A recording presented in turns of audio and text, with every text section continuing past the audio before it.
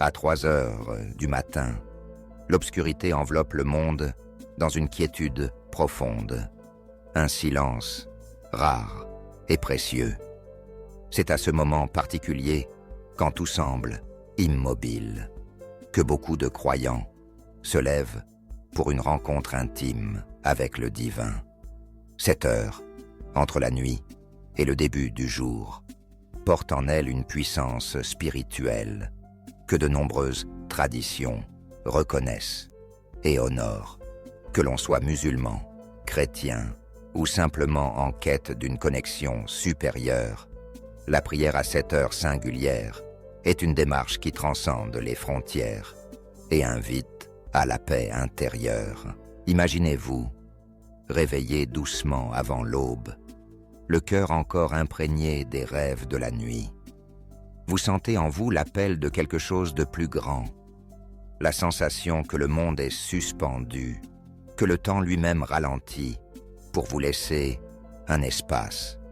Vous vous levez, peut-être avec une légère hésitation, mais porté par la conviction que ce moment est précieux. Vous vous préparez à prier, à vous ouvrir, à parler à Dieu dans la solitude la plus authentique. La tradition islamique recommande la prière de Tahajjud, une prière nocturne accomplie volontairement, en dehors des obligations quotidiennes. Elle s'élève comme un chant silencieux vers les cieux, entre 3 heures et 4 heures du matin, après un premier sommeil.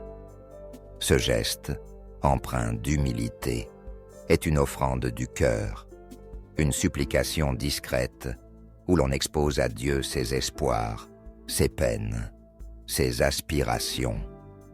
Les sages enseignent que cette prière, faite dans le secret de la nuit, attire une attention particulière de la part du Créateur, car elle est le signe d'une foi profonde et d'un désir sincère de rapprochement.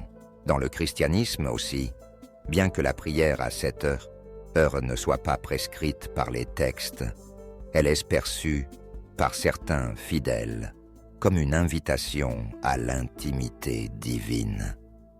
Se réveiller à 3 heures du matin peut être interprété comme un appel, une grâce qui vous pousse à vous tourner vers Dieu dans le silence. Ce moment, débarrassé du tumulte et des distractions, est propice à la méditation, à la contemplation, à la communion pure.